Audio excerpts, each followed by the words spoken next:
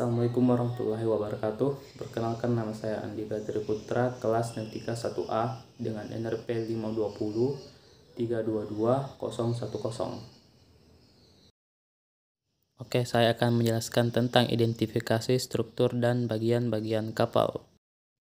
Secara umum, bagian depan kapal itu disebut dengan haluan.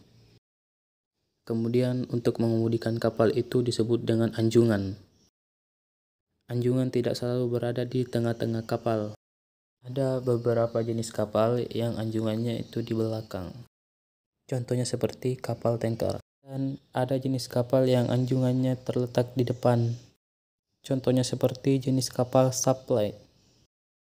Dan bagian di belakang kapal itu disebut dengan buritan.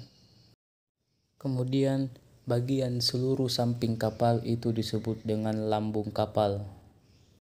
Lambung kapal itu dibuat berpasangan, yaitu lambung kiri dan lambung kanan. Untuk lebih jelasnya kita akan melihat identifikasi struktur dan bagian-bagian kapal secara melintang. Mulai dari bagian depan kapal, di situ ada yang namanya tangki curug haluan. Jadi di sini ada sebuah tangki yang disebut dengan tangki curug haluan. Kemudian kita ke atas sedikit, di situ ada namanya bak, yaitu bak rantai. Bak rantai itu artinya adalah bak yang untuk menyimpan rantai kapal. Selanjutnya di situ ada yang namanya gudang. Jadi ini adalah sebuah gudang tempat penyimpanan alat-alat kerja. Kemudian ke atas sedikit bagian D, di situ disebut dengan geladak akil. Geladak adalah bagian menutupi untuk bagian atas kapal, tempat di mana ABK berjalan atau melakukan pekerjaan. Kemudian selanjutnya bagian E disebut dengan tangki bahan bakar. Sedikit bergeser ke belakang, ini namanya palka. Palka adalah tempat menyimpan muatan.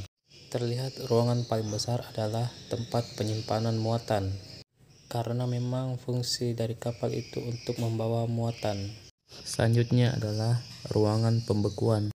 Sedikit ke belakang, yaitu H, kamar mesin.